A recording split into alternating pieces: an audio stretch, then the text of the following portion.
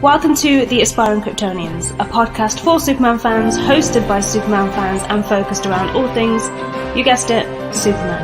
After all, we are aspiring Kryptonians. From comics, TV, film, and animation, each week we discuss our thoughts on the latest releases, news, and even some retrospective reviews. So without further ado, let's get the show on the road.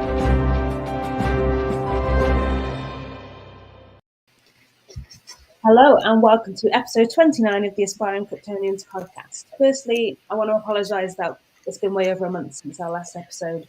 We're back and better than ever, and we've got lots of episodes planned for you. We've all been through relocation of cities and all sorts of dramas, so life got in the way, but we're back. So this episode is going to be a little bit different. Instead of our usual crew of me, Ashley, and Evan, it's going to be me and David today. So you might recognise the name and possibly the face from previous episodes. He's been a keen listener and supporter of the site and podcast. He's a proud member of the House of L, and he constantly gets involved with all our episodes, with the live chats and things like that as well. And he's actually recently become a member of the Aspiring Kryptonian team, so he now writes comic reviews for the site and Superman news as well, alongside our other new member, Sam Rakestraw. So hello, Sam, if you're listening, and welcome, David. Greetings. It seems like deja vu because we were just recording this episode about 20 minutes ago and the whole website crashed. So we couldn't actually start off and we can't take our recording. So we decided to start again. So I guess it's good for people that didn't have a chance to log in and watch us before, but apologize. I do apologize if you're sort of listening to the same thing over and over again. It's not, you're not going crazy. It happened, and we've restarted. So I guess we'll get right into it. There's a lot of DC stuff that's going on, and some of it we need to catch up on in terms of the news, the comics, and of course the release of the Batman. But this episode is all about Superman and Lois, episodes 1 to 6 of series 2. We'll be recording a special episode on Sunday, which is going to be dedicated to the Batman, because I feel like that film warrants its own episode. And then going forward, we'll address all the news and comic releases that we've missed as well.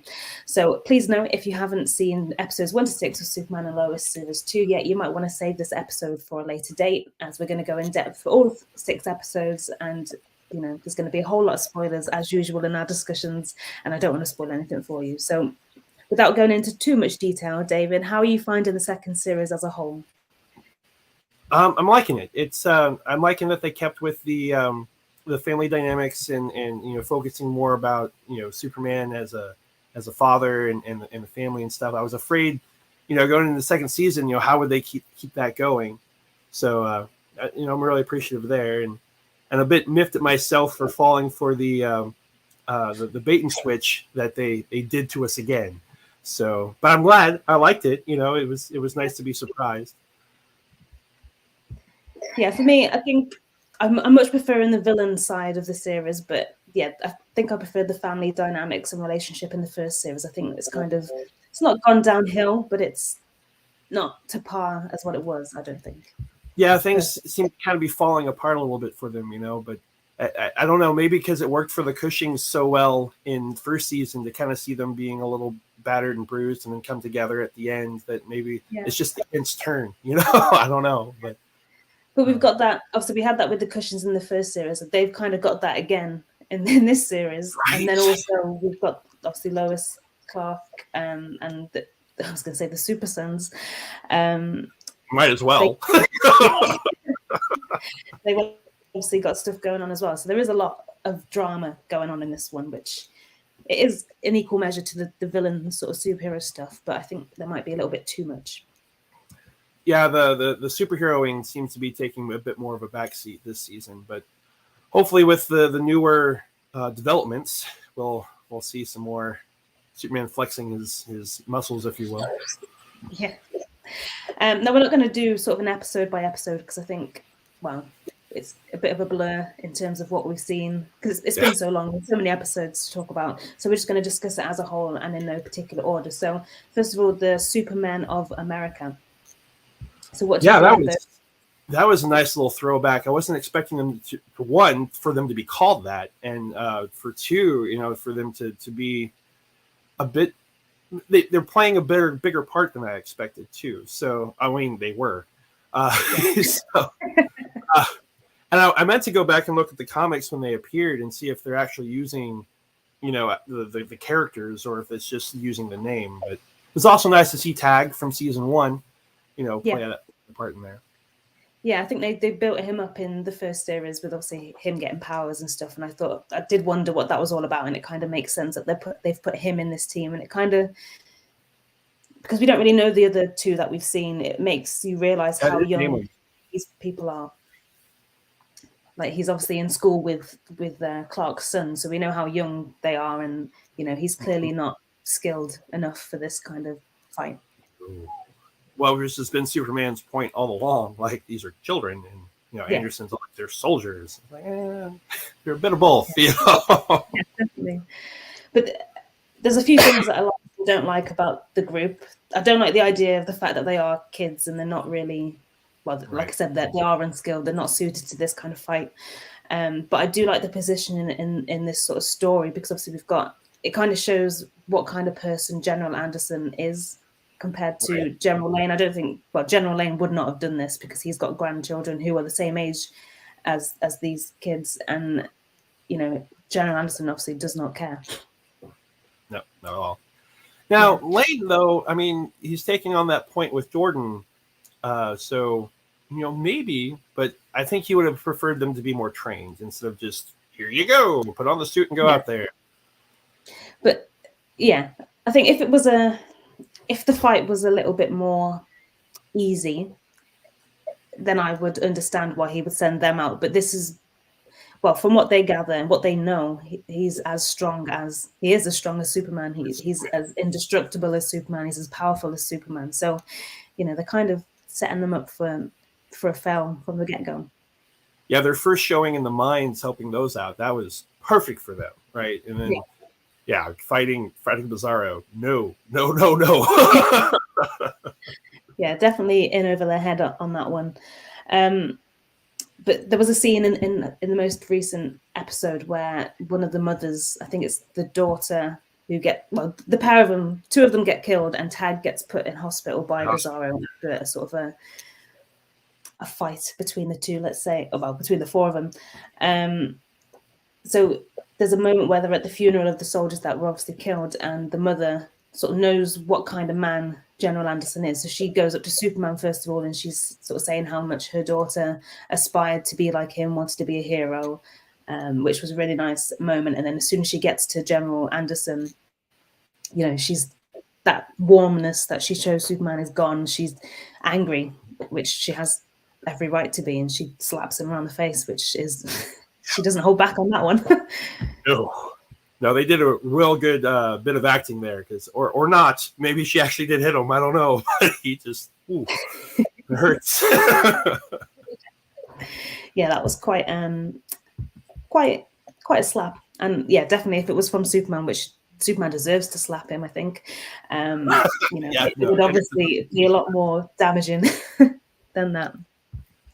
We'll move on to Bizarro. So, first of all, I just want to say I love how he's being handled in this series. It's one of the best on-screen Bizarros I've ever seen, especially compared to Smallville, which I think is the most recent Bizarro portrayal that I've seen. Oh yeah, I was gonna say the most recent would be Krypton, I think. But yes, Smallville, they're but it aired wide. But you said seen. Yeah, so I've been rewatching Smallville, so that's why that's fresher in my head than Krypton. No, I think this is probably the best Bizarro we've had since, in my opinion, since the animated series. So, and he was more of I don't know. He was trying to be heroic in that, and this Bizarro, not so much. Yeah, so this is quite a serious take on the character, but I like what they've done with it, and I also like how they've linked his origin story to Ali, who is sort of revealed to be the Parasite, which we'll talk about in a second. But they've taken him somewhere very drastic. Like he's a murderer. He's killed people. He doesn't care who he's killed or the fact that he has killed. He tried to kill Superman. He tried to kill John Henry, and he's actually put him in hospital, which is where he is at the moment in the series. He's killed the super soldiers and put the other one in hospital. And he's also killed Dr. Faulkner in a quite a horrific scene, which as I said, we've done this conversation already before. So, Right. David, did you want to mention the little tidbit you put up there? So I was really sad to see Faulkner die, because in the comics, when they brought her in, she's Rampage in the comic books. Now, they haven't used Rampage in several years now, but she's got a soft spot for me, because that was one of the first books that I ever got into, was her debut, and she's kind of their version of the Hulk. So she rampages out and gets all beefy and stuff like that. So I don't know, maybe her death in this will, her inverse version will end up being, Rampage or something. But yeah, I was kind of sad to see her die. Yeah, I didn't know this, and I didn't make that connection. So thank you for bringing that up. But I don't think, surely they wouldn't tease people that, obviously there are people that obviously know this stuff, like this stuff. So I don't think they'll tease that and then not bring it to fruition. I think maybe the inverse. I don't know. This show does a lot of teasing and stuff, so and twists. So I think it's to keep, especially people like me that know a lot. I'm not trying to brag, but I do. That on their toes. This is new. This is different. This isn't what you're going to expect. And that's one thing I really like about this show, is that I can watch it with fresh eyes and get excited for things and then be surprised myself. It's kind of nice. Yeah, definitely. And they definitely did that with Bizarro. So obviously, when he was first introduced as a villain, he looked a lot like Doomsday. He has the same the same introduction as Doomsday, the sort of same boiler suit kind of thing. That green fist coming out of the ground, all of that. Like, do that. They took that straight out of the comics for the Doomsday introduction, which was great to see that it was so comic book accurate. But I'm really glad that it was a trick and that it's not Doomsday, because I feel like I love the character, which I shouldn't, but I do. But I feel like we've seen enough of him for now. Obviously, we saw him in Krypton, Batman versus Superman, Death and Return of Superman. There's a lot of Doomsday. Yeah. There's not enough Bizarro, so I'm glad that they brought him out. We have a comment, which I'm going to say Faye. I'm not sure if I'm pronouncing the name correctly, but he says Bizarro's appearance was epic and it actually makes me want to see him more for the upcoming projects. Yeah, I'm totally with you. I'd love to see, obviously we've seen the Arrowverse of Bizarro now, I guess. We've seen Smallville's version. We've seen the animated version. It would be great to see him in a sort of live action actual film. That would be cool. I'd love to see how they'd tackle that. Yeah, it's nice to kind of move beyond the two that everyone always we see as Lex and Zod, to sort of have this character show up and be a big foil for Superman. It is refreshing. I'm liking that. Yeah, we need more of it. Definitely, and especially because in Bizarro speak, whichever. I don't. Oh yeah. Well, I feel like usually with Bizarro in comics, I love the character. I love the idea of him. He tends to be used for humor purposes. He's quite right. He's a fun-loving character. Like, he doesn't mean to be as bad. Yeah, it's like a wayward toddler. It's like, I'm trying to help. It's like, no. That is exactly it. And we were talking before about how difficult. Well, I find it really difficult to read Bizarro in comics, because obviously you kind of have to translate everything, because it's the opposite of what he means. So I'll read it, be like, oh, that doesn't make any sense, and then I realize. And writers don't keep it consistent, so sometimes it's backwards, sometimes it's just different inflection. Like he just has broken English. It can be tricky. Yeah, but this I one find actually speaking backwards. Like they have Zatanna do with her magic, and speaking backwards. Like that was clever. I enjoyed that. Yeah, I love that, and I'm sorry. That's okay. Yeah, I love that idea. I don't know if they've done it in comics before. I've never come across it before in comics. No, but it's new. That was a nice touch. And I think if they did do the sort of opposite speak, I think that would have just been so confusing for viewers, especially if they're not as familiar with Bizarro as we are.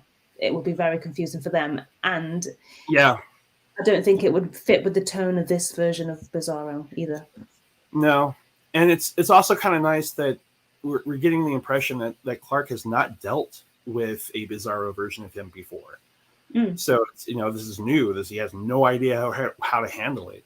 So that's also someone that's as powerful as he is. Even though Tal-Rho last season is also Kryptonian, they didn't tussle near as much as Bizarro and him and Clark already have. Yeah, there's been a lot of fights between the two, hasn't there? Yeah, already? Just boom. So we've got another comment from Jason W. George. Hello. So he liked the red herring of putting Bizarro in a green suit that is similar to what Doomsday was in the comic, and also having in Deep Underground similar to Doomsday's original arrival. Yeah. Yeah, so that's the switch I was talking about earlier, where it was like, yes, we're getting one thing, and we're not getting that at all. So it's like I fell for that, man. It was so good. It's good that they did it, and they kind of did it over a few episodes. So we spent a few episodes thinking, oh, it's going to be Doomsday, and then Bizarro. Well, so they even dropped Doomsdays in their dialogue, don't get all doom and gloom and stuff like that. And it's not till like almost episode, was it 3, I think, that we actually see Bizarro, and it's like, oh, okay, this is not Doomsday. And we only saw, I think it was the bit of his eye, wasn't it? Because his suit got ripped. Yeah, his suit cracked, and it was I was very happy with that. I'd also like how Superman and he were connected by the visions as well. So it kind of made him seem a bit more human, and obviously they were connected, which I quite liked. And I also loved the way he looks as well, because I've seen a few people sort of mention that he looks too much like a zombie. Well, how else would you portray Bizarro in real life? I think he's like chopped skin, and that's kind of a different thing. But I was going to talk about the suit, but the ways they have his eyes glowing, the with the cold, and they've seen him show the fire breath, so those things have switched like they should be. But yeah, I mean, how else? To me, it just makes him look more alien, because obviously we saw people of the inverse world and they looked human. So, and he mentioned how the energies were different, so maybe he just looks like that because where he's from, that's what the Earth's atmosphere did to him. Yeah, so that's kind of interesting. He does have a few more cuts in his face than what we used to in the comics, because normally it's like a cracked skin, isn't it? But this looks like cuts and scars. It looks like he'd been hit or something, and who knows if that's a thing about the the fight he was in before he shows up, because you don't really see his face when he's fighting their military. Yeah, and then he puts on the suit, So. And actually, in the latest episode, so there was a bit where, actually, I'm going to mention this at the end because it links in with my final point. So I'll ignore what I just said. But yeah, now they've sort of, it seems, though they were very much enemies to begin with, where obviously Superman was trying to stop him because he was killing people, they've kind of almost teamed up a little bit now. And they've obviously both got a common threat, which is Ali. Mm-hmm. Which is quite weird. It's interesting to see where that's going to go, especially with what had just occurred in the last of episode 6. But I don't know. Like, this season seems to be really pulling on a lot of familial ties, with what's going on with Lucy and Lois, what's going on with Jordan and Jonathan.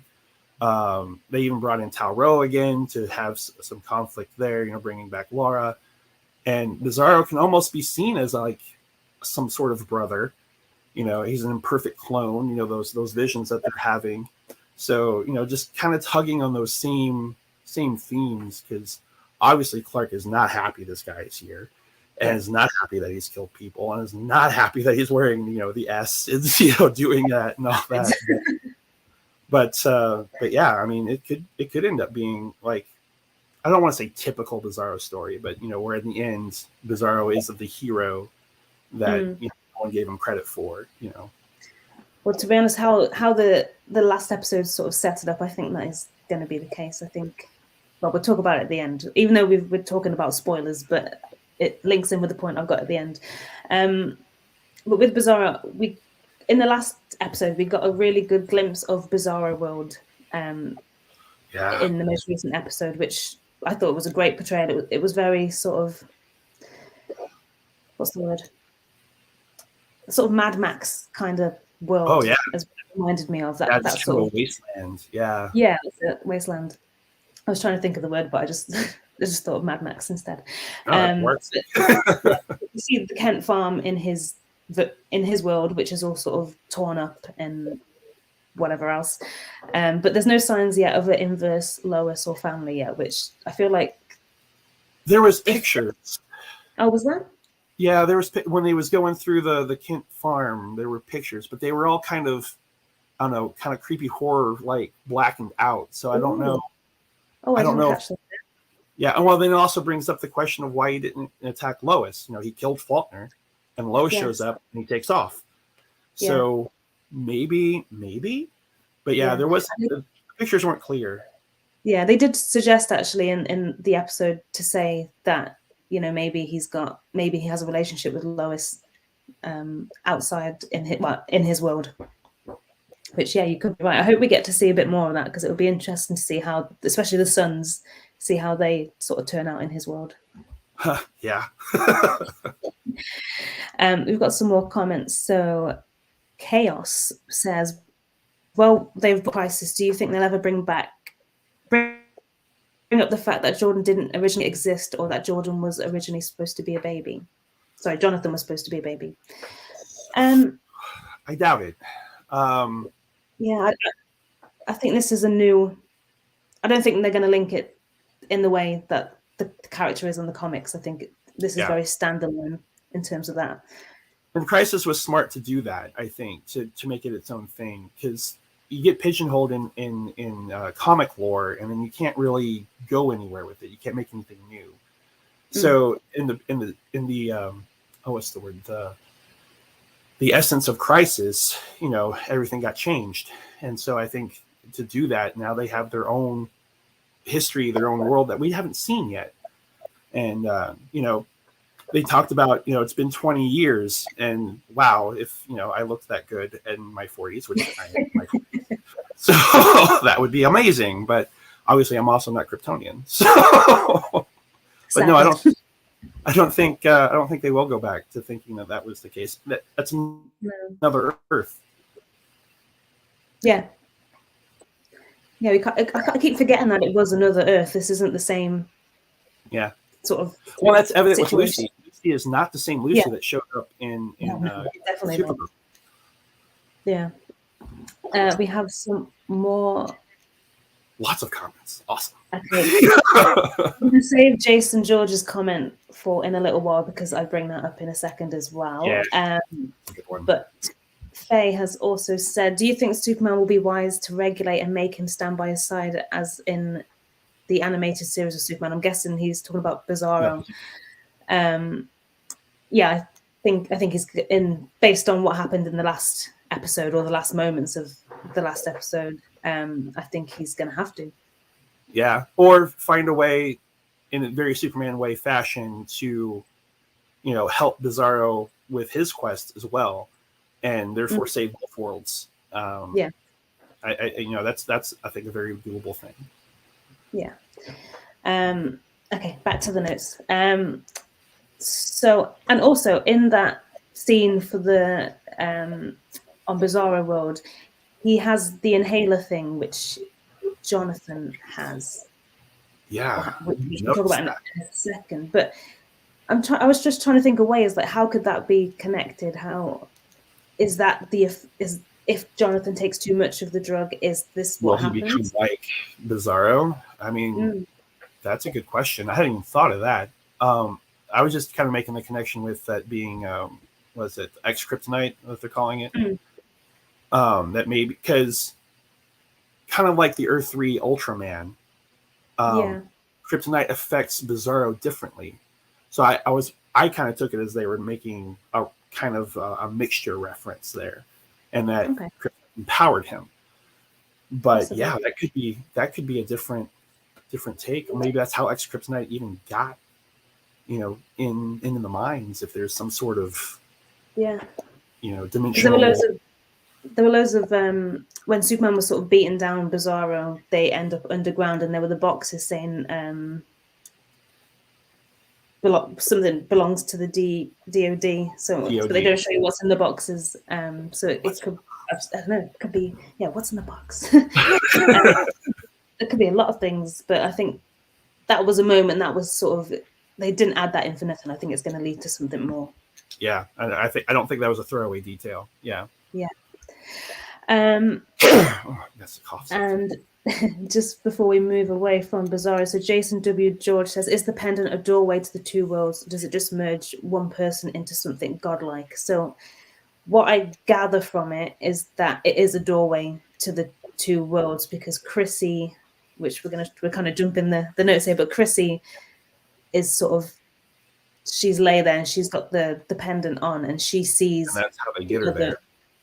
So that's how it's like the portal, isn't it? So that's how she sees the situation, which we'll talk about in a second. So I don't think it turns them into something godlike, because otherwise Ali wouldn't be letting other people wear it. Something about the merger of the two pendants, like bringing both versions of the inverse world and our world together, gives them some sort of, cosmic power.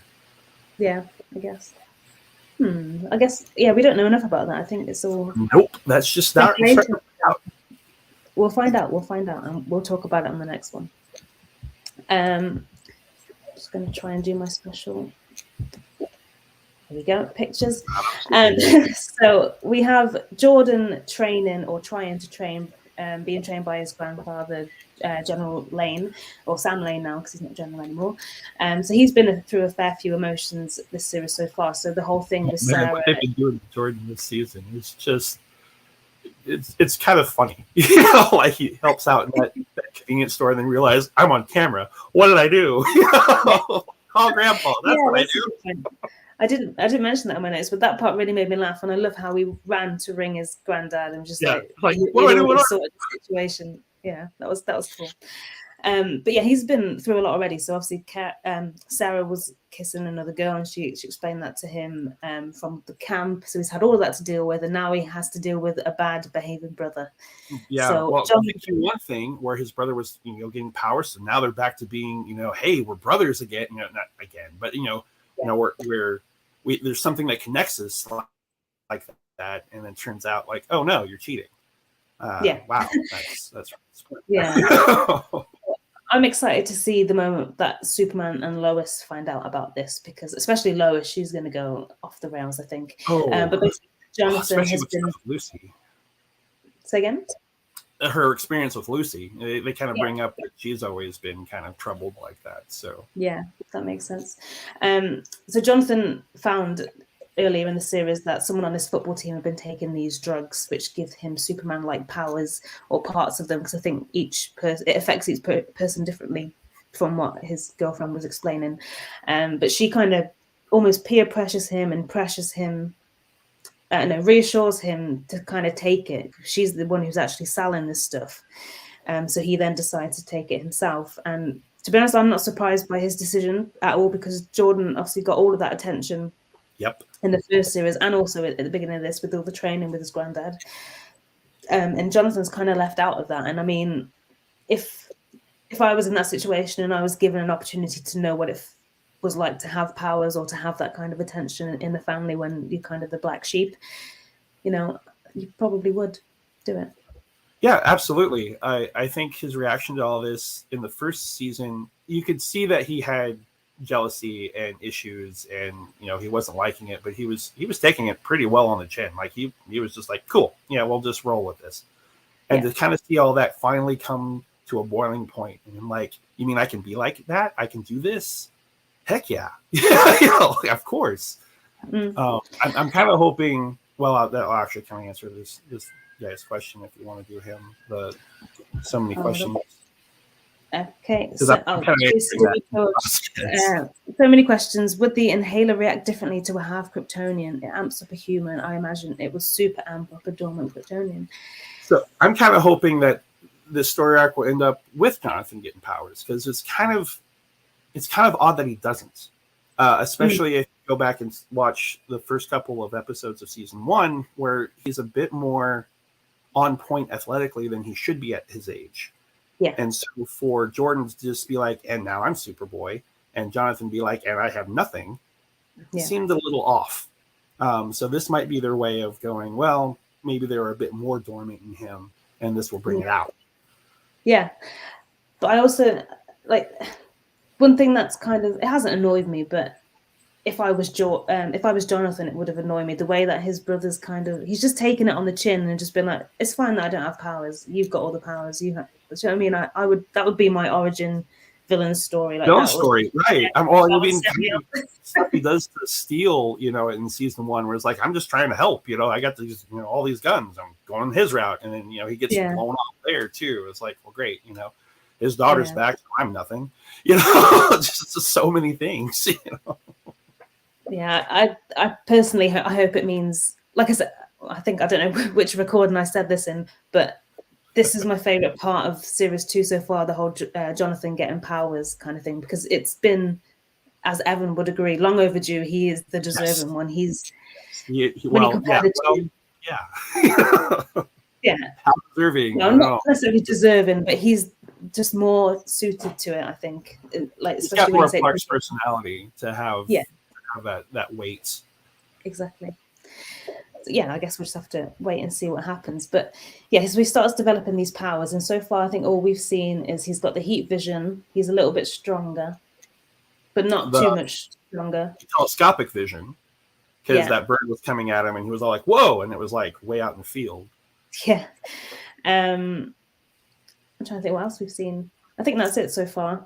Yeah. Well, he was taking Jonathan's punches, so. And then he beat him down, didn't he, as well? Once he took him down. Yeah. So there's a bit of invulnerability there too. But it's also affecting his personality, I think, a little bit as well, because he's getting angrier. But I don't know if he's getting angrier because of the drugs, or if it's because of the way that Jordan is kind of treating him and just being like, I don't know. I think he's probably, now that he's told Jordan that he's getting powers, or he has powers, he's feeling a lot of pressure now to sort of maintain it. Yeah. Well, and this is also the show's commentary on steroid use and drug use in general in teenagers. I mean, it is still a CW show, so you're gonna kind of have those story arcs, but I think they're doing it in a really interesting way, and having him be half Kryptonian will play out probably not like we expect either. So hopefully everything works out with them. They do a good job of having Jordan and Jonathan be in conflict but still be brothers. Yeah, I like that. Has siblings, understands that. So I have seen an image though, which is a leaked image and it's not officially released, so I'm not gonna go into the details, but from the image I've seen, John's wearing some familiar attire, which would get a lot of comic book fans excited. I saw that image too. Yeah, if you want to see the image, then go and have a look. Just type in Jonathan Kent on Superman and Lois and Google, because it will come straight up, because that's what I did. But I'm not going to go into detail. But 2 points. I'm excited to see where it goes if that is the case. Mm-hmm. And the second point, I'm a bit disappointed with how it looks, because it's not as cool as it is in the comics. Well, I mean, it's not. It can't be. That look is so dated. True. I mean, it works in the comics because comic books, but I mean, even when it came out, it was a dated look. But yeah, I think they could have. And who knows if it's a leaked thing? Sometimes on film things look a little bit different than on photo. Sure. So hopefully, because like the first time I saw Brandon Routh's outfit, I was like, why is he wearing a Speedo? And then you see him and it's like, oh, totally, it's Superman. That's fine. Yeah. A Speedo, that'd be funny. Some more comments. So Chaos says, with Naomi being added on the CW and Stargirl and Jonathan and Jordan, can you see a crossover in the future with the younger generation instead? I think if they establish Jonathan and Jordan a little bit more, then possibly, because at the minute they're not necessarily superheroes yet. Then they haven't got that. They haven't got the name. They haven't got a suit. They haven't got a purpose, I guess. Stargirl still has a long way of establishing their history with the JSA and stuff. So, maybe. Especially since the other shows are kind of, Supergirl's gone, Arrow's gone. You can only assume that Flash has a few seasons left before they'll probably pull the plug on that. So if they want to do more crossover-y type things, these are probably the shows that they'll focus on. And that'd be great for Naomi, and to actually meet the version of Superman. That would be awesome. Well, I've only seen, I think I've seen the first, I can't remember, 2 or 3 episodes of Naomi, and I loved it. But we kind of see these little tidbits of Superman. We don't actually, I don't know if we've seen him yet in the episodes that I haven't seen yet. But it would be interesting. Yeah, it would be interesting to see them all together. I think it would be fun. But I think in the comics, Naomi is part of the Justice League, so she just stepped straight up. She didn't mess around with the Teen Titans or anything. She just went straight to the Justice League. They had a little bit with them. There was a whole Bendis did a whole thing with Wonder Comics where it was his Young Justice, Naomi, and I think the Wonder Twins all had like this arc. So that's kind of how her was in with the Justice League, because I think the Wonder Twins were like, "Hey, come with us."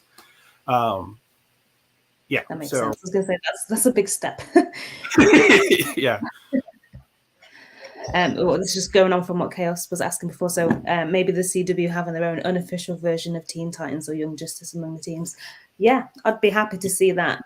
I think, like I said, it just needs a bit more fleshing out with their sort of backstories, suits, and all that sort of stuff. But I'm going to save Jason W. George's comment for in a moment, because both of those comments that you've made, Jason, link in with what I'm going to say. We're going to talk about Lana. So we'll talk about Lana in a second. Okay, so on to Steele and Natalie. So I feel like they didn't.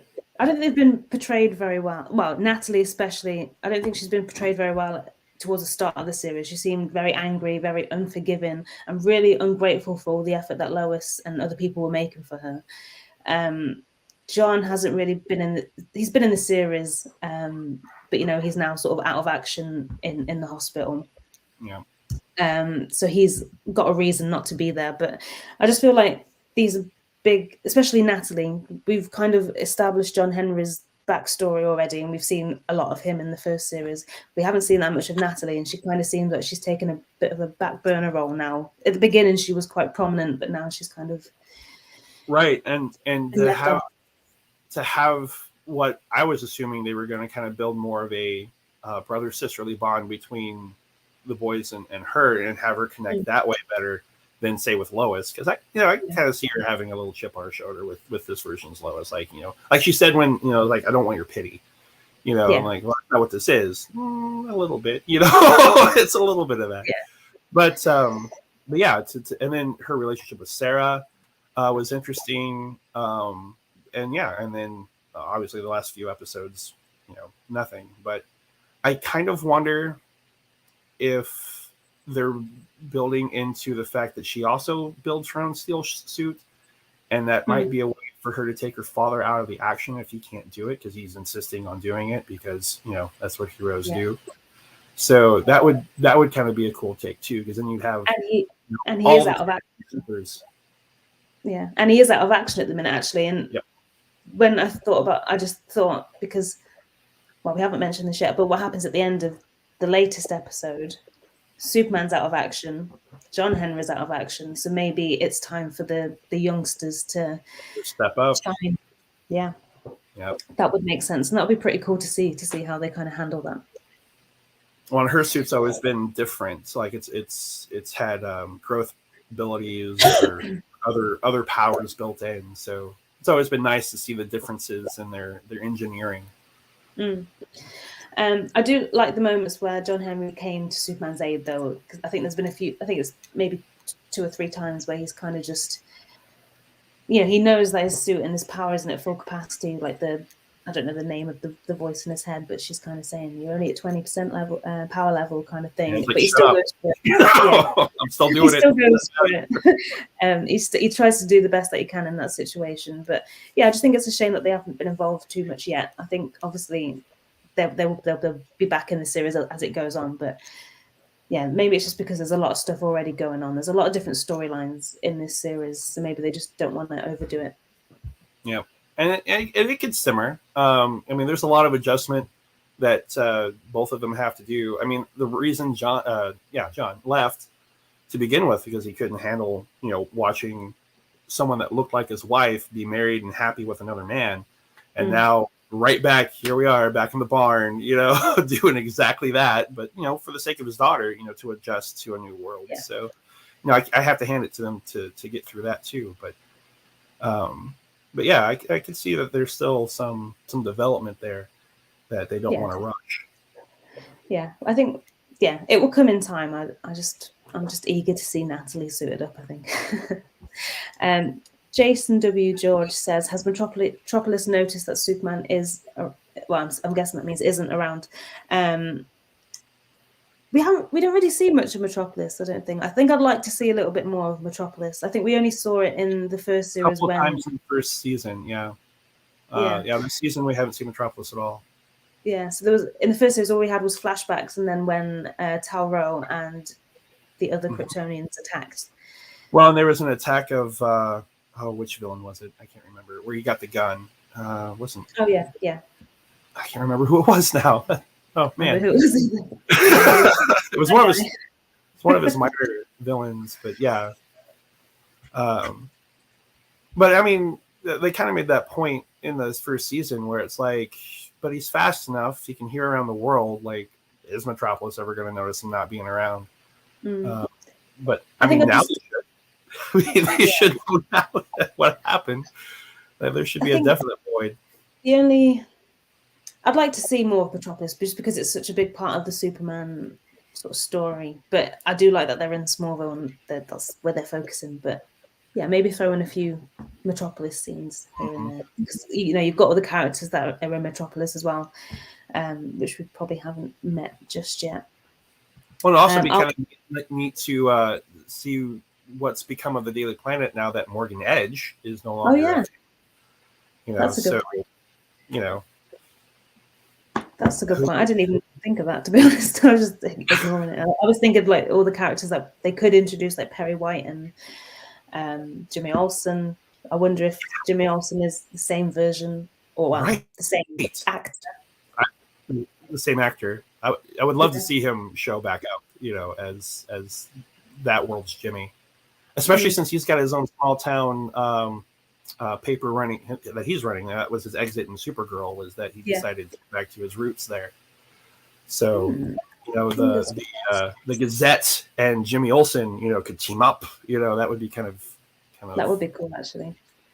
Yeah, that would be really cool. I hope we get to see Jimmy Olsen in the series, and I hope we get to see a little bit more of Metropolis. Let's just check there.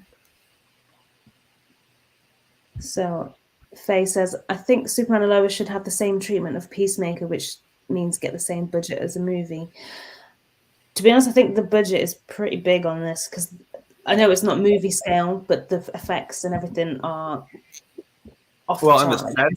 And the sets don't seem cheap, even though it was kind of interesting that they went to Tal-Rho's fortress instead of Cal's fortress.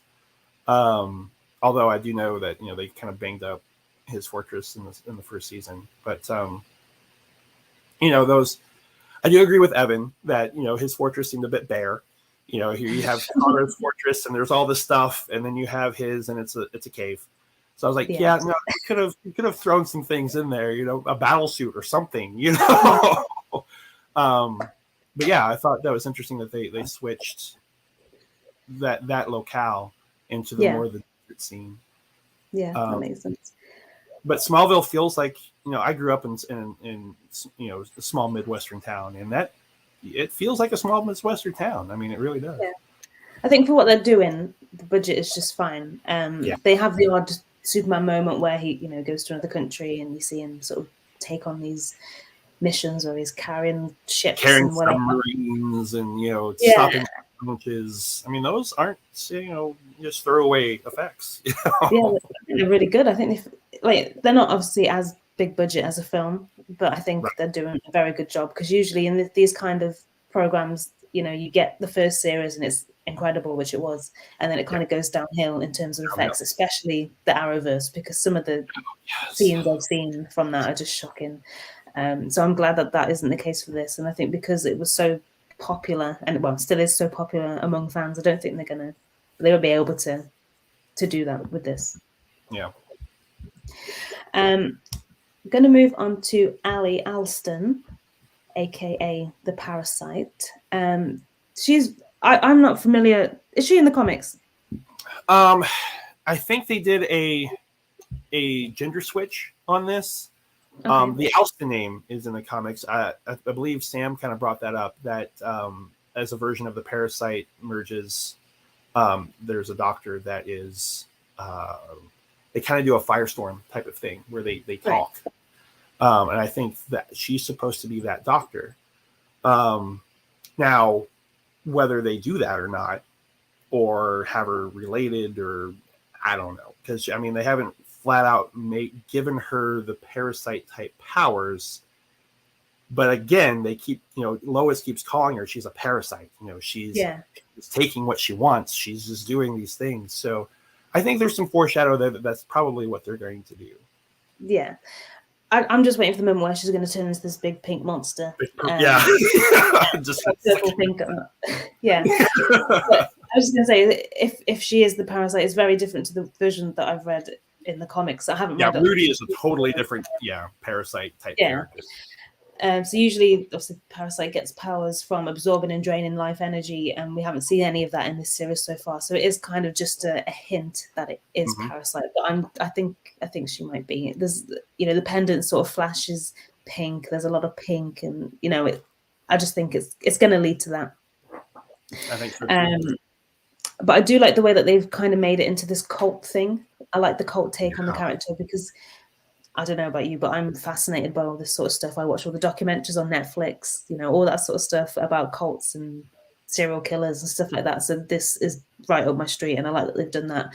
And like I said before, I like the connection between her and Bizarro, and like the fact that she opened up the portal and she kind of created this world and brought him into the other world, whether it was by accident or whatever. But it was also interesting what Chrissy said, where she obviously crossed over into that world. Well, she went into that world and she said she's literally taken over everything. So she's the power, she's the government, she's the news, she's everywhere. So that'll be interesting. I'd like to see a bit more of that. Say again? She's kind of that world's Lex Luthor personified. Like everything Lex has always wanted, she has it. Yeah. So it'd be interesting to see I hope we get to see a bit more of that world rather than just the glimpse that we got to see, because I just want to see the inverse versions of everything that we know so far. And it's interesting that, Ali has kind of caused a massive drift between Lois and Chrissy, and Chrissy really had to experience it to believe that what Lois was saying about her sister Lucy, and she actually got drugged against her will in order to show it. And then there's kind of this moral thing where Lois is trying to explain that to Lucy, like, that's not right. You shouldn't drug people to do that. And then Lucy's obviously got the argument that, well, sometimes you just have to show people. And I think it's a very blurred line. Right. What does it matter? Like, it matters. Yeah. So far I'm not overly impressed with this character. I know there's a lot more to come from her as the series goes on, because she's obviously got this huge role to play in between Superman, Bizarro, and all that sort of stuff. So I guess there's going to be more to it, but I don't know. I don't like the whole drift that she's caused between the lanes and all the, like, Chrissy, and she's just had a lot of effect on people, I think. A lot of turmoil. Yeah. Chrissy Beppo, is she going to turn into a super monkey? That wasn't lost on me either. I actually have a Beppo monkey stuffed animal up in my collection. So. Well, I guess we'll have to wait and see. I think it's just an Easter egg. I think it's a nod. I don't think they'll actually make her a simian type of character. But yes, no, I caught that too. So good catch there, Jason. Jason also said, this is a seasoned Superman who's had so many unknown to us adventures. I want Superman facing old enemies that somehow the TV show can let us know they've been facing off for years. Yeah, I really want that too. And I want to see the suits as well, because I liked all the flashbacks that they did in the first series, where we got to see all some of the different suits that he wore. I don't think we didn't see any of the villains or anything like that. We just saw his relationship with Lois sort of bloom. But I think that would be the best way to go down the route. Just show just a little snippet, something, or a little hint. Yeah. And you could throw in some, obscure people, like a prankster type episode. A Toyman episode would be interesting. Around Christmas time. That's kind of like they do in the comics. So yeah, that would be, or a Mixie. I mean, he has to do with Mixie every 3 months. So who knows? Yeah, that's true. I wish they did that in comics as well. Like every 3 months, it just comes back. I think they used to, and that's where that came from. But yeah, no, they obviously don't do it anymore. No matter what the situation is, no matter whether he's on Warworld, taking on. Can you imagine that right now? Yeah, that's what I mean. I just want him to be consistent. Like not now, Mixie. I'm kind of busy. That would be good. So moving on to Lucy, Lane, and Lois. So I don't know. I'm already kind of bored of this part of the season. Well, because we've seen it last season. I mean, kind of. Yeah. With her and General Lane. So now it's just her and Lucy. It's kind of like, oh, come on, can the Lanes just get it together? And the answer is really no. Yeah. I don't know. It's just not doing it for me. I think that Lois had a much stronger presence in the first series than what she's had so far in this series. But I think she's that's only because in this season. Yeah, like a lot's on her mind, and she's not vocalizing it. That's it. Obviously at the start there was the whole thing with Natalie where she was very standoffish with Clark. There's the feud with Lucy. There's the fallouts with Chrissy. There's just everything just seems to be breaking. The relationship seems to be like breaking down, and every portrayal of her or her sort of reputation seems to be getting sort of tarnished as well. Because obviously Lucy had obviously been subject to the cult following and nearly took her own life as a result of it, which is why Lois feels so deeply about taking on Allie and her inverse method cult down. So Lois wrote an article exposing her and had an unpublished source, which turned out to be Lucy. And then Lucy then sided with Allie and declared it was falsely written. So that's what's caused this drift between them and also Chrissy, because Lois hid information or held back information from Chrissy. She didn't lie to her as such, but she didn't say it. Trying to protect her source like any good reporter should. So, but it's as Chrissy pointed out, we're supposed to be partners, and yet I feel like I'm just working for you. Well, this is it. Like normally with a character like Lois, you're always on her side, but in this case, I'm actually on Chrissy's side. Like Chrissy has a point. You're partners, and you're hiding this. What are you throwing me into? I need to know. There was that whole thing where Lucy Lane, she invited Lois to a hotel room, and they talked about it properly between them, and it was obviously recorded and aired, and Chrissy saw all of that, and more information just kept coming to light, which she hadn't told Chrissy, and it was just, it's just like, just tell her. It just doesn't make sense. I do like how they've evolved Chrissy too, because first season she was just kind of oh my goodness, you're Lois, you're my hero, I want to be just like you, and now it's all like I'm my own person too, I can do this as well. So let's take that back is what she's thinking. Yeah, I mean I think that was a bit harsh on her, but she was mad. Like we said before, that this is a very different Lucy Lane to the one we met in Supergirl. And I think I prefer that version so far. But that's only because of the whole drift and, it's just, I don't know, it's just not doing it for me. But I will say this whole dispute between the family has given us some great tender moments with Sam Lane, though, which I've really liked. I like that he's purposefully trying to bring the two together. Yeah, this version of Sam Lane is very different and refreshing. Yeah. I have enjoyed his character from the get-go, because I was like, oh wow, we're bringing Sam in, and it was like totally not like, still being true to that, but softening him up enough to make him relatable. And I've thought they've kept doing a good job with that. Yeah, I really like this version of Sam. And And I like his relationship with the grandsons, because in the comics that I've read, he doesn't seem to bother with him that much. Well, I can't remember if he's still dead or not. Oh yeah, he was dead for a while, and then he wasn't. He's not been around for his grandson after all he's been through. He just died again, honestly. Yeah, he did. It was in the Lois Lane series, wasn't it? They mentioned the whole Leviathan thing. Yeah, right. Yeah, he got shot there. I'm sorry, Sam. I take it back. So yeah, we can't. And Jason says, yes, Sam Lane is usually anti-Superman. Yeah, so I like that change as well. Sometimes it gets a little bit boring in the comics where it's just constantly knocking Superman down, not trusting him. He also knocks on Clark because you're not a real man type of thing. Yeah. Oh, how rude should you be? This series has kind of taken Sam through. He had that moment, didn't he? There was a moment where he didn't trust Superman and he had all these kryptonite weapons and stuff, and now he's kind of, there's nice character development where he's changed. And I like how, I can't remember, there's a compliment that he pays Clark in this series, and it's just nice. I like it. And I like how he's kind of doing things, because your parents aren't ready for that. It's kind of like, this would be our secret type of thing. Like, obviously, this is going to blow up in his face, but his grandson need to have some life or some stuff going on. I mean, every teenager does, right? Like, they need that stuff where it's like, I'm doing this on my own, and Sam's giving him that.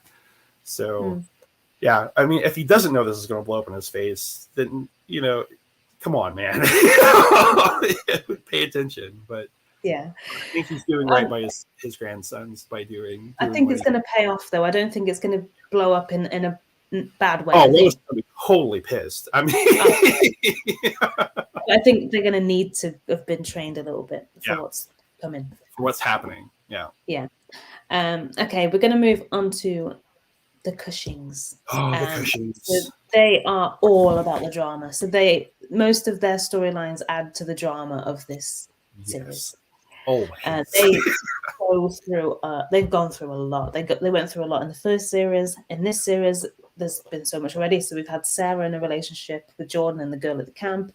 We've had Lana running for mayor. So I can't remember the guy's name, but there's one of the other politicians who's also going for mayor digs up dirt on Sarah's suicide attempt. Mm-hmm. And sort of the mayor from season 1 that they got threw them under the bus over the whole.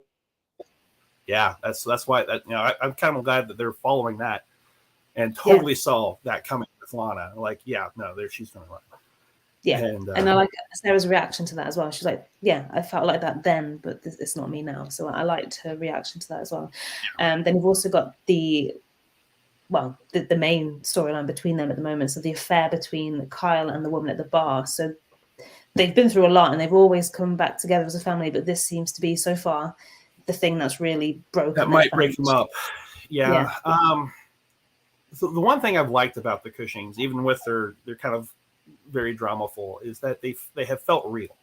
Like I don't know personally anyone that's gone through this kind of stuff, but at once, like they do, but on and off, you find people that are like, oh man, my kid, or I mean, Kyle was so unhappy in his life last season. That's and you can kind of see, guys do that. They kind of just fall apart, and they but they came back together, and it was kind of like, yes, now you're rooting for Kyle, and then this skeleton of that time is coming back and really biting him in the butt.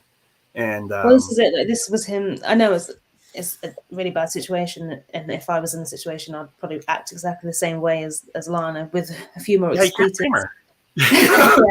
A few more fists thrown and a few more expletives, but I'd be acting in the same way. But different type of tears, Also got like you said, you got to remember that this was him then. He has completely changed to now, but it's a skeleton in the closet that's come back to haunt him, I guess. So this is all in Lana's court, and however they decide to go with that will be an interesting move forward. I'm hoping that since it worked real well for them in first season, that things will work out. But I can also see this being a way for, and I can't remember the actor's name that plays Kyle, for him to leave the show if that's Eric Valdez, that's his name. Okay. I can't. Other than the Tyler and Bitsy, which they call her on social media. I can't remember everyone else, other than I do know that the actor playing Jonathan is actually named Jordan, and I always thought that was funny.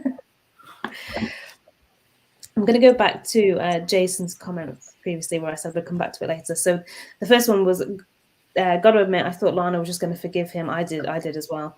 I hope she does, but I hope it takes a while. Infidelity can't be fixed in 1 hour. Yeah, I'm totally with you. And I think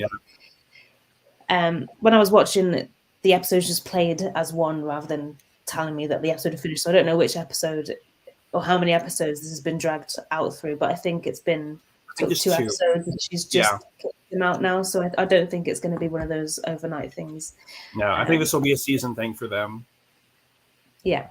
And I really like how Lana went to Clark for advice. That kind of shows the kind of relationship that they used to have. And the questions that she asked were very real questions, you know. Yeah. And I liked his response to the questions as well. They were real response. Like he would actually think.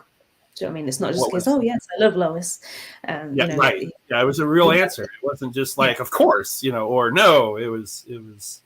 Well, really in depth. He'd obviously thought about it before. I think, whatever that situation was, it seems like he's already thought about that situation. I mean, you almost kind of think that he would have to, because I mean, he's gone all the time. He's got to put that trust in whoever he's going to be with. So, you know, that's true. That's very true. And the other comment that Jason put in, which I'm going to bring up now. So I don't know if you noticed, but Lana was in the inverse Bizarro world as she was her Superwoman outfits. Yes. So she was one of the super soldiers, and I was like squinting. I was like, "Is that Lana?"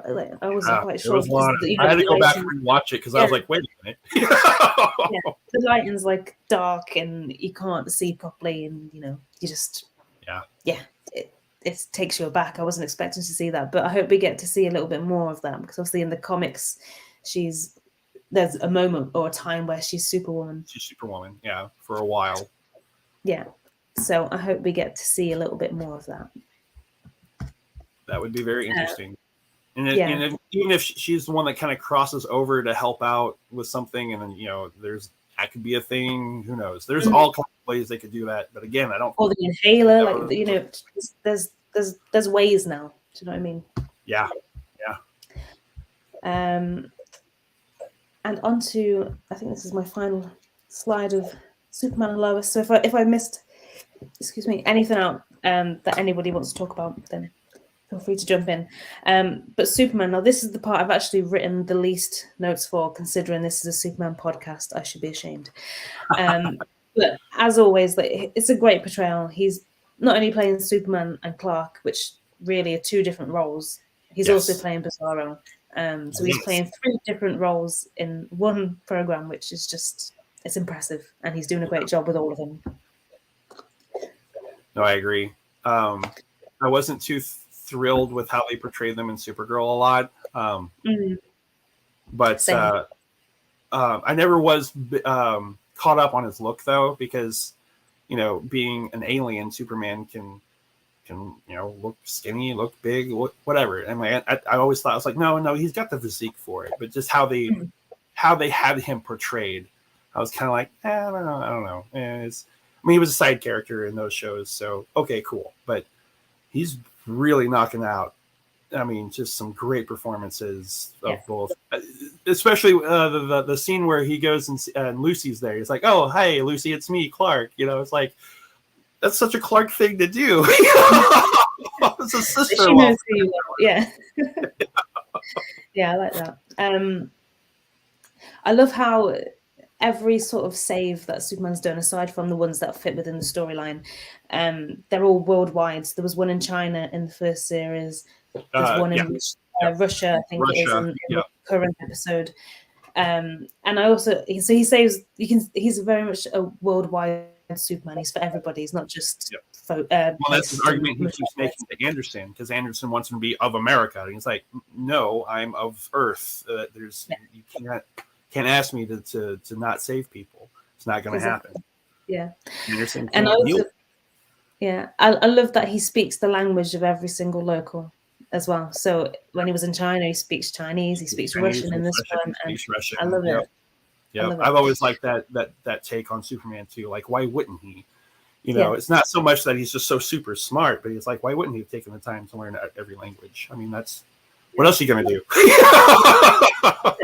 him, it's going to be like a 5-minute job for him to probably learn a language, but Yeah, because he is interacting with all these Kryptonian, different. he's never heard it, so you know. And even in the comics, there's all the alien races that he speaks to and stuff as well, and he's got the United Planets he's part of, and you know, it just makes sense for him to speak all these different languages. If he's of Earth, he's going to speak all the languages of Earth, and now that he's sort of an interdimensional character, he's going to have taken the time to do all of that. Yeah. We got a comment about Lana. So, can a Lana separation from Carl set up a love triangle between Clark and Lois? Was it addressed if they were high school sweethearts? Yes, it was in the first series. So they used to date. After his training, he went back to her and saw that she was with Kyle and didn't step in. He left. But, yeah. So they used to go out. Then he went to the fortress to do all of his training after Jonathan Kent had the heart attack. Yeah. Then like I said, when he came back, he went back for Lana, and then saw that she was with somebody else, which was Eric. His name's not Eric, and Kyle. Which was Kyle. And he kind of just stepped away from there. So they definitely did have all the feelings, and they didn't really end in the best way. So the feelings might be there, but they hinted at some of that in the first few episodes of season 1. You know, when with the youngest daughter says something about, "Oh, you're the person that Daddy gets mad at when she's looking at him on Facebook." Yeah. You know, things like that. But I don't know. Yeah. I've kind of liked the fact that they didn't do that. That wasn't some of the drama they put in there. You know, that they kept them as friends, because that's, I don't know. Maybe I'm weird. I'm Team Lois. So, you know, but I've always felt like, you know, this idea that men and women can't just be friends and be close friends is a little alien to me, you know.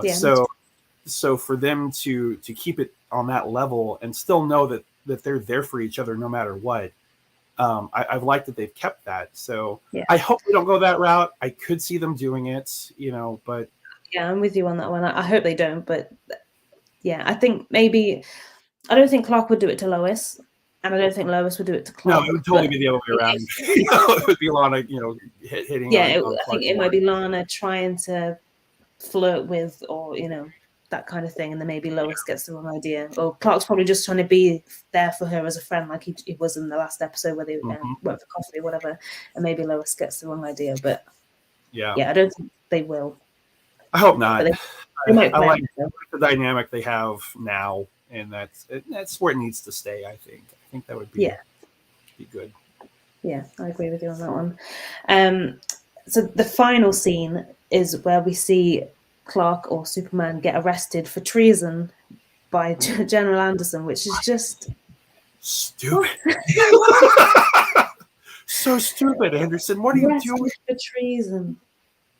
Because he helped people in another country. Are you kidding me? Yeah, he's the reason that he's arrested for treason is because General Anderson is trying to find out where Bizarro is, and Clark knows where he is and isn't telling him because he wants to find out more information from Bizarro as to what's going on, because there's a bigger picture, which Anderson obviously is not seeing or is not. Yeah, he's just not taking notice of that. He's just seeing threat, eliminate, and Clark's like, well. And he doesn't like that Clark's got the upper hand as well. He doesn't like that he knows more information than he does, I think, as well. So this is why Superman's out of action, as we've been mentioning. But it does make sense now. Superman's out of action. John Henry's out of action. I think that's pretty much all they've got, isn't it? Henry and Superman. I mean, unless they actually start bringing in people from the other CW shows, that's all I got. And also, if there are other members of the Superman of America, if they've only shown 3 so far, but I'm assuming there are more. Well, they had that school last season, so it's possible.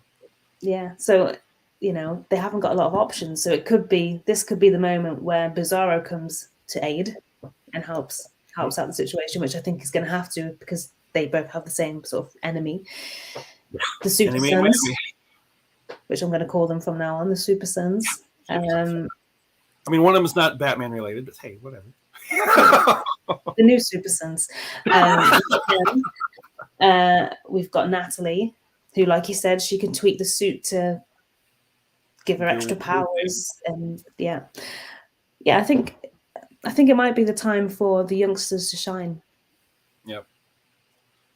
Yeah, it'll be interesting to see where we go. Say again? It'll be interesting to see where it goes. Yeah, I'm excited. I've been really enjoying this series so far, and like I said, I like the villains. Not sure about all the drama between the families. I like the affair drama. I think that's working. Like the way they've handled that is really well. I like the drama between the boys, where they're kind of got this rivalry going on because they've both now got powers. But yeah, I don't really like the sisters at war kind of thing. So I don't know. Michael Kelly just says here, the producers explicitly said that there will be no triangle among Clark, Lois, and Lana, which I'm glad to know. And we live in a day where, Smallville happened and they said no flying, no cape, no suit, and that happened. So it's very possible there's guns, I haven't got to that part yet. Oh, don't worry. No big spoiler. I'm joking. I've seen clips of the spoilers that I shouldn't have seen anyway, so it's fine. Okay, I'm trying to think of other things that have happened in the series so far, and I cannot for the life of me. I've just got the last sort of 2 episodes fresh in my mind because I watched them this morning. Oh, yeah. Oh, and they were such good episodes, too. Yeah, they were. I can't really think of anything either. Jason Other says, than I'm a little disappointed in the Jonathan's girlfriend's development. Yeah. I was hoping that was going to go a different way, and it didn't. But yeah, they did kind of. They hinted that her dad was some sort of supervillain, didn't they? Something to do with Flash. With being from Central City, and so it's like, okay, you would think that maybe she would have learned from that, but apparently she did, but not what she should have. Yeah. So and we'll see how that plans out. I was hoping she was going to be some sort of villain between the two. Maybe she's kind of turning out to be a bit of a bad egg, I guess. So maybe because she's got no problem with what's going on. Like, no, this is why I didn't tell you. I didn't want you freaking out. Yeah. And there was also a mention where Jordan's in the shop and he stops the robbery. The girl behind the counter says she's left the cheerleading team because of her. But they didn't really say why. I forgot about that. Yeah. So we'll see. Knows? But Jason says, I hope Jonathan catches national attention from Scouts, puts more microscopes on the Kents. Yes, I think that would make sense. Because, he's in the last one, he took the drugs and then had like a heightened performance in his football thing. Yeah. So it's also kind of nice to have that dynamic too, because in the comics, everyone knows who Superman is now, and by proxy, they know who his son is too. I mean, it's a little bit of a tangent. I mean, he's trying to not, but I mean, everyone knows who he is. So to have it kind of be more classical by, he's got reasons why he doesn't want people to know who he is, and keeping it that way. It's kind of nice, Well, that's a good point too. With Jordan wanting to tell Sarah that he's got powers and things like that. Yeah, that was a good bit of. Are you kidding me? Like, no. Did not take that very well, did he? No. Because of the effects that Bizarro was having on him. He wasn't himself. Yeah, the visions. But I wasn't expecting him to go that mad. I'm gonna wrap it up here because we've done this episode. We kind of did half an episode before as well, so I'm sure we're stressing out like, come on, look after the baby. Yeah, he's downstairs. So just a quick mention to our supporters on Patreon. We say this every episode, but it means a lot and it's such a huge help. And you can find more information on how to help us through that on patreon.com, The Aspiring Kryptonian, which you can see there. David is one of the Patreons, which thank you very much.